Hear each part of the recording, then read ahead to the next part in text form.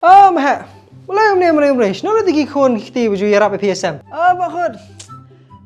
Phi ngala phalit puli phalit trailer syari nong wei. Dan jeng mi show ni kadut. Habshe teman mare ni. Boleh tak? Number tiga tu kadut masih. Lai kuala tu kadut paket. Los kani kebuang masih ni. Kadang ngala phali wat kam majam no seri Amerika.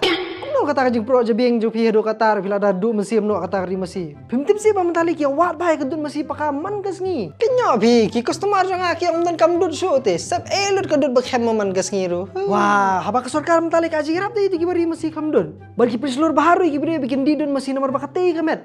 Setai sedong ini ki wat bida kadut masih man kasngi. Di tips no phi kata bro khangi babi betam lenyang sno ban patai customer kita. Katali kablai tip lut bro.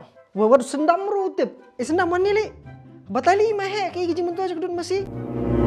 Giji mentua kadut kilok. Milk acts as natural remedy for dehydration, sore throat, stress relief and acidity. Rich in calcium, essential for healthy bones and teeth. Contains vitamin D which supports sleep, mood and bone health. Aids in brain development through lactose and fatty acids. Fights diseases like hypertension, type 2 diabetes and certain cancers. You see, the milk availability here in Meghalaya is 93.51 gram per person per day, which is far below the recommended 300 gram per person per day. Also, the government initiative like the CM Elevate scheme is to empower 1,500 dairy entrepreneurs in the state. Also, not to forget the local brand Nari that sells products like paneer, ghee, butter with home delivery options. The government is also promoting clean milk production and enhanced livelihood and double the farmers' income through dairy business expansion. Tahu melap yang kena tak?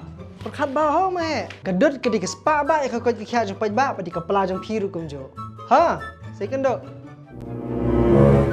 Pak, ang nang ikabi ro uklew ro skoi. Ang buktikan na labang tak sa New York. Ang wala iradun na siya tayo sa adong mubakot.